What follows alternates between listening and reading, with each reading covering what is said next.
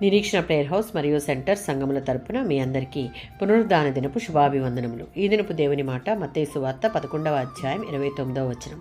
మీ ప్రాణములకు విశ్రాంతి దొరుకును. మత్తయి సువార్త 11వ అధ్యాయం 28, 29 వచనాలలో యేసు తాను తండ్రిని ఎవరికి ఎలా వెల్లడి చేస్తాడో ఇక్కడ చెప్తున్నాడు. తమ భారాలను, ముఖ్యంగా తన పాప భారాలను అనుభవిస్తూ ఆయన దగ్గరికి వచ్చిన వారికి, ఆయనతో ఏకమయ్యేందుకు సమ్మతించిన వారికి, ఆయన ఉపదేశాన్ని వినయంగా సాధుగుణంతో నేర్చుకోవాలని ఉన్నవారికి ఆయన తండ్రిని వెల్లడి చేస్తాడు. కేవలం ఇలాంటి వారు మాత్రమే ఏకైక సత్యదేవుని తెలుసుకోగలుగుతారు. ఆయన అలాంటి వారికి విశ్రాంతి, సొంత ప్రయత్నాల నుంచి, వ్యర్థంగా వెతుకులాడడం నుంచి, ఆశాభావం కరువైన పాపం నిండిన శూన్య జీవితం నుంచి విశ్రాంతినిస్తాడు. ఇది కష్టాల నుంచి విశ్రాంతి కాదు, కానీ కష్టాలలో విశ్రాంతి. యెషయా గ్రంథం 9వ అధ్యాయం 6వ వచనం.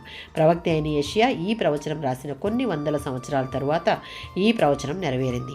బానిసత్వం అనే కాడి ఎవరి మూలంగా తొలగిపోతుందో, ఎవరు నిజమైన శాంతిని తెస్తారో, గలిలీ ప్రాంతాల్లో ప్రకాశించనున్న గొప్ప కాంతి ఎవరో ఆయనను ఈ వచనంలో మనం చూడగలం.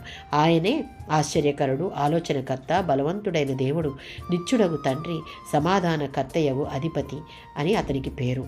దేవునికి మనుషులకు మహాగణుడైన శాంతి దూత క్రీస్తు. మనసులో, హృదయంలో శాంతిని అనుగ్రహించేవాడు ఆయనే.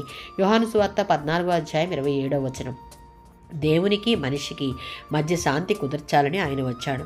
కనుక మనుషులకున్న ఆందోళనను, భయాలను కారణమైనటువంటి వాటన్నిటినీ తొలగించి, వారు అనుభవిస్తున్న పాపభారాన్ని సైతం తీసివేసి, వారి ప్రాణములకు మనశ్శాంతిని, విశ్రాంతిని కలుగజేయుటకు ఆయన వచ్చాడు. ఎవరైతే ఆయన ఆజ్ఞలను, కట్టడలను అనుసరిస్తూ ఆయనను పూర్ణ ఆత్మతో, పూర్ణ మనస్సుతో, పూర్ణ బలంతో ఆరాధిస్తారో వారికున్న ప్రతి కట్లను తెంపి విశ్రాంతిని కలుగజేస్తాడు. ఆమేన్.